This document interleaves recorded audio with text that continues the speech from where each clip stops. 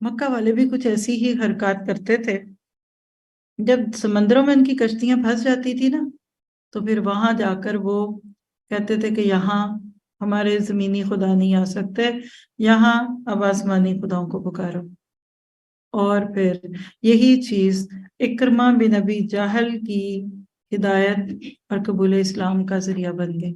ان کے بارے میں پہلے تو ایک روایت سن لیجیے۔ جب مکہ فتح ہوا تو اکرمہ بن ابی جہل ڈر کے بھاگ نکلے اور کشتی پر اس خیال سے سوار ہوئے کہ ملک حبشہ چلا جائے، لیکن بعد تند و تیز نے کشتی کو گھیر لیا تو کشتی والوں نے ایک دوسرے سے کہا اخلصوا لربکم الدعا، اب خالص ہو کے اپنے رب کو پکارو، فَإِنَّهُ لَا يُنَجِّي هَاهُنَا إِلَّا هُوَ، اب یہاں اور کوئی نہیں نجات دے سکتا سوائے اس کے، وہی یعنی اپنے رب کو خالص ہو کر پکارو، اس کے علاوہ کوئی نجات نہیں دے سکتا۔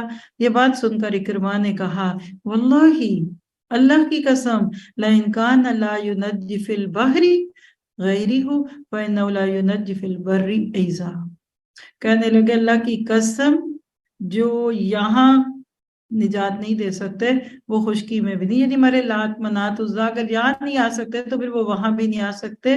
وہاں ان کے دل کی کلی کھلی، فطرت پہ لگے ہوئے، فطرت پہ کہنا چاہیے جو پردے آگے تھے ہٹے، کہنے لگے کہ اللہ مجھ پر عہد ہے کہ اگر میں یہاں سے صحیح سلامت نکل گیا تو میں محمد صلی اللہ علیہ وسلم کے ہاتھ رکھ دوں گا اور میں آپ کو ضرور رؤوف الرحیم پاؤں گا۔